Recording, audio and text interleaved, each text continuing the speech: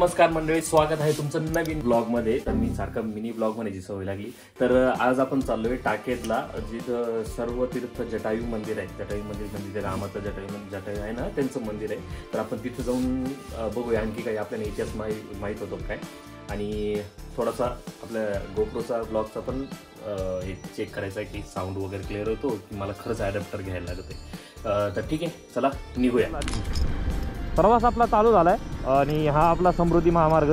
बऱ्याच ब्लॉगमध्ये तुम्ही समृद्धी महामार्गाला भेटलेच, तर आज पण परत पाहून घ्या। आहे तसाच आहे, काही नवीन त्याच्यात काही नाही आहे, फक्त थंडीचा गारठला आहे तो थोडासा। तिथं ते जे जटायू मंदिर आहे ना, ते जटायू मंदिर तिथं आय थिंक म्हणजे इन्फॉर्मेशन आल्याप्रमाणे तिथं रामानं बाण मारलेलं आहे, आणि तिथं सर्व तीर्थ म्हणजे जेवढे नद्याचे तीर्थ आहे ना ते तिथं आहेत, म्हणून त्याला सर्व तीर्थ म्हणतात। रामानं जिथं बाण मारलाय तिथं 12ही महिने पाणी असतं असं म्हणतात।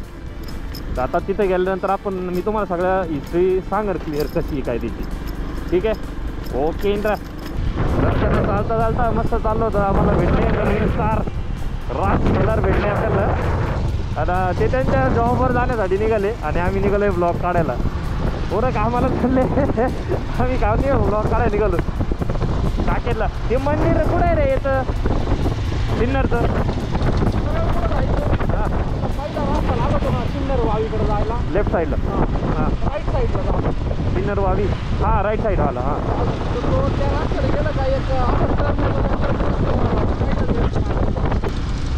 बुंग बुंग ऐ येतो चलो। हे गेले रील स्टार, वन साईड गायब। अगो बाई बॅग तर खरंच येतात मग ती।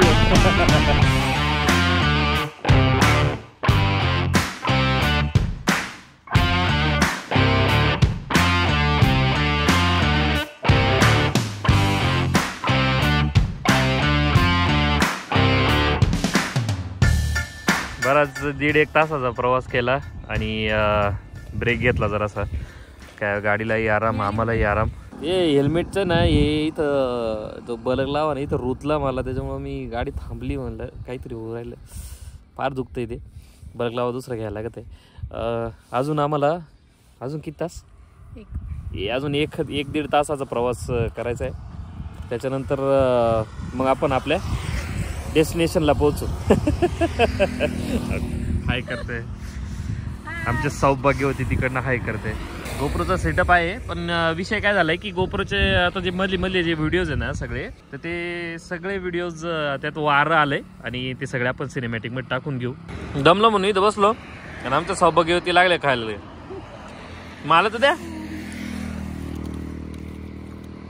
एवढं बाबू, एवढंच दिलं। चला मित्रांनो, पुढचा प्रवास चालू करू आपल्या सर्व तीर्थ जटायू मंदिरकडं। तिथे गेल्यानंतर बाकी इन्फॉर्मेशन आपण घेऊ तिथल्या लोकांकडून। एवढं त्या मंदिराबद्दल मला काही माहिती नाही आहे, पण तिथं आपण घेऊया इन्फॉर्मेशन।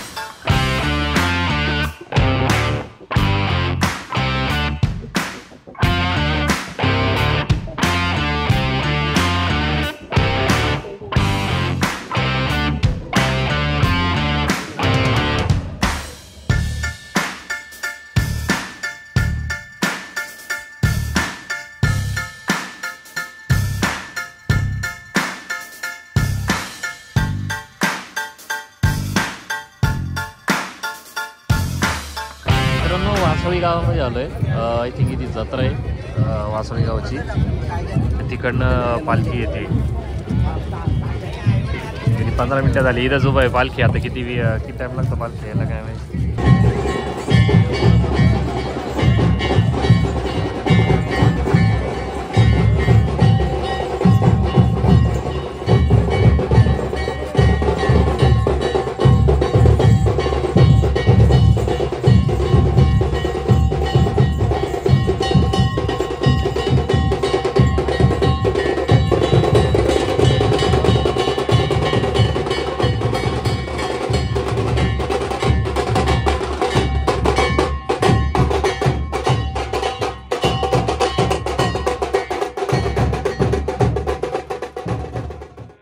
मित्रांनो, फायनली 2 ते 2-2.5 तासाचा प्रवास करून फायनली आपण पोहोचलोय टाकेदमध्ये, टाकेदच्या मंदिरामध्ये. काय ते मंदिराचं नाव सारखं विसरत असतं मी. हां, जटायू मंदिरामध्ये. सर्व तीर्थ जटायू मंदिरामध्ये फायनली पोहोचले. तर इथली काही हिस्ट्री असेल ती इथले लोक आपल्याला सांगतील, त्यात काय वाद नाही.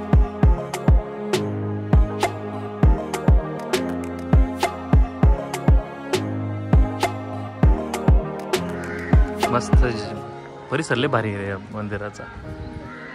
हां हां, देवी घेतलं देवीचं मी. मंदिर कसलं भारी. जटायू मेन मंदिर कुठे आहे जटायू? हा हा हा हा, मस्त इथं जटायू बनवलेलं आहे. हां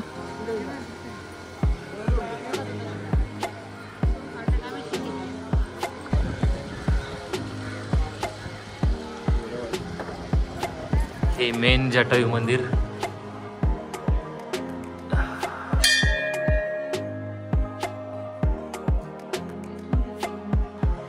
थोडं व्हायचे असते देवीला वगैरे.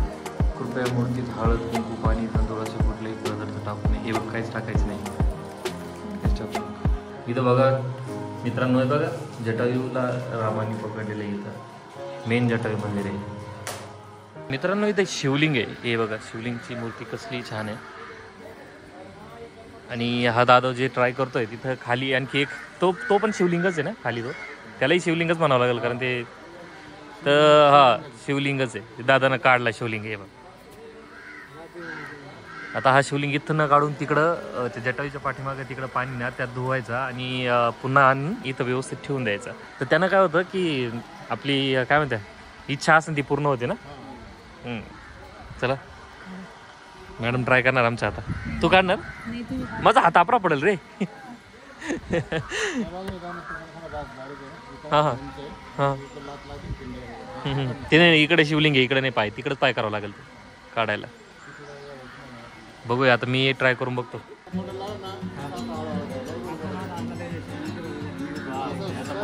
मनातली माझी इच्छा वाला आणि करा.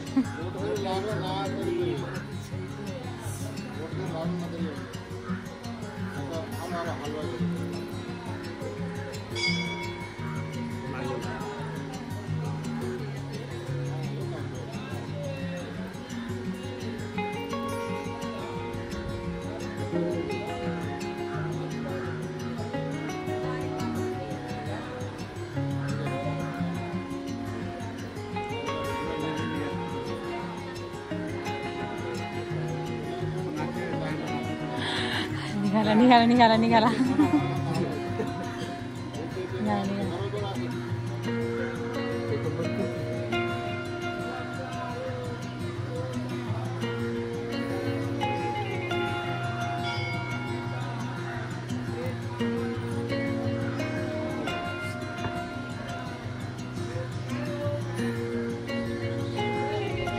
आता जे बघितलं ना ते तिथं मी जे शिवलिंग काढून इथं या पाण्यामध्ये येऊन धुतलं त्याला आणि मग तिकडं जाऊन परत आहे त्या जागेवर ठेवून दिला. गुरुदेव दत्त. खाली जटायूच्या तिथं एक मूर्ती आहे. इथं स्वतः जटायूचे हे पण आहेत. गरुडे जटायूने गरुडे. आणि इथं बघा रामाची, आपल्या जय श्रीरामाची कसली छान मूर्ती आहे. मूर्ती बघा. वा, आपली आता समर्थ झालं रे येण्याचं. समर्थ झालं. मस्त मूर्ती बताइए. ये है कि ये जगह जो है रामायण कालीन जी महत्व है इसका. जटायु और रावण यहाँ युद्ध हुआ था. सीता माता का हरण हुआ था पंचवटी से. आकाश में से रथ में जा रहा था रावण. इस जगह में जटायु उतारा, युद्ध किए. छल कपट से जटायु का पंख रावण ने काटा. ये घायल अवस्था में गिरे. रावण सीता माता को लेके आगे को निकल गया. जब भगवान राम लक्ष्मण सहित पंचवटी से यहाँ तक के बीच में लगभग 45 किलोमीटर के अंदर में आया. तो भगवान राम जब आए तो ये घायल अवस्था में गिरे थे. इनको भगवान राम उठाए, अपने मंडे में मैंने उनका सर रखते हैं, पूछते हैं तुम्हारे साथ में ऐसा काम किया है. तो ये बोलते हैं कि मेरे साथ में रावण ऐसा किया क्योंकि मैं सीता माता के लिए युद्ध कर रहा था और युद्ध में भी मेरा पंख काटा. क्योंकि मेरे को मालूम था कि मैं रावण से जीतने वाला नहीं। लेकिन अगर मैं उससे युद्ध नहीं करता तो आने वाली पीढ़ी यही बोलती कि ये कायर जो था तो एक नारी का हरण हुआ और ये कायर जैसे छिपा रह गया। इसलिए मैं भगवान युद्ध किया हूँ। तो युद्ध में मेरा भी यही कर दिया। तो भगवान राम अंतिम इच्छा पूछे कि जटायु तुम्हारी अंतिम इच्छा क्या रह गई थी? तो जटायु बोलते हैं कि प्रभु मेरा इच्छा सभी पूर्ण हो चुका था, लेकिन एक ही जीवन अधूरा था कि मैं तीर्थों का भ्रमण नहीं कर पाया। तो अगर आपकी कृपा हो तो एक बार सभी तीर्थों को जल पिला दीजिए, तो आपकी महान कृपा हो जाएगी। तो भगवान राम ये मन जो गोटा निकालते हैं मनकामेश्वर महादेव की स्थापना करते हुए पूजा अर्चना किए भगवान राम, और सभी तीर्थ का आह्वान करके बट के झाड़ में बाण मारे। कहाँ पे बाण मारा था? ये दीवार है इसके अंदर, वो आगे वाले खंभे के पास में। वहाँ पे है क्या बाण? तो वहाँ बाण मारे, वहाँ से तीर्थ निकलते हैं, इनको जल पिलाए, ये प्राण छोड़ देते हैं। एक ये छोटा कुंड है तीर्थों के राजा, तो ये लेट भी है, इसलिए इनको अलग स्थान दिया गया है। क्योंकि इनकी जलधारा जो है तो कितना बारिश हो जाए तो ऊपर नहीं आते, कितना सूखा हो जाए तो नीचे रह जाता, उतना ही स्तर रहता है, पानी का लेवल उतना ही रहता है। ये यहाँ पे है हो? ये चलो धन्यवाद। त्या पंडितनी सांगितल्याप्रमाणे एक इथं रामांनी जो बाण मारला होता तर तिथं 12ही महिने कंटिन्यू पाणी राहतं। किती पूर आला तरी ते पाणी वरही येत नाही आणि खालीही जात नाही। किती पाऊस येऊ द्या काही येऊ द्या ते पाणी इथंच आहे। आता तुम्हाला दिसतंय नाही दिसतंय माहीत नाही, दुष्काळ पडला तरी काय अडचण येत नाही, ते पाणी आहे असंच राहतं। सर्व तीर्थांचं पाणी इथं आहे। म्हणजे जटायूची जी इच्छा आहे ती रामांनी इथं पूर्ण केलेली आहे। आई वैष्णोदेवी, ओम नमः शिवाय।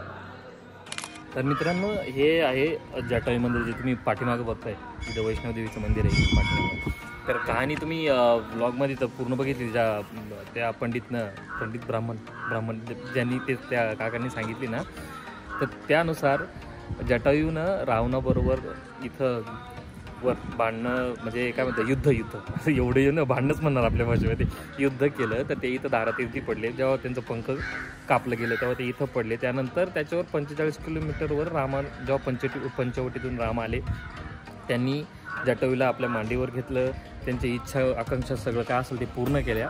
त्यानंतर मग पुढं त्यांना ती सर्व तीर्थांचं पाणी जे प्यायचं होतं ते रामानं एका झाडामध्ये बाण मारून ते पाणी तिथं चालू झालं। ते पण तुम्हाला मी दाखवलं पुढं ते पाणी फार कितीही काय झालं तरी ते पाणी आटत नाही किंवा त्याची तीर्थ हे लेवलही वाढत नाही, लेवल कमी पण होत नाही, आहे तेवढंच राहतं। तर असा हा इतिहास आहे। आणि जर तुम्हाला यायचं असेल तर टाकेदमध्ये येऊन, टाकेदपासून एक किलोमीटर पुढंच हे मंदिर आहे, तर येऊन तुम्ही नक्की व्हिजिट करा। आपण आता परतीच्या प्रवासाला सुरुवात करू आणि भेटू पुढं। हो, याला पहिले सगळ्यांनी या पोरासाठी एक कमेंटमध्ये हे करा, कारण हे पोरग आल्या तसं बऱ्याच गोष्टीची माहिती देत आहे, त्याला कमेंटमध्ये थोडीशी इज्जत द्या।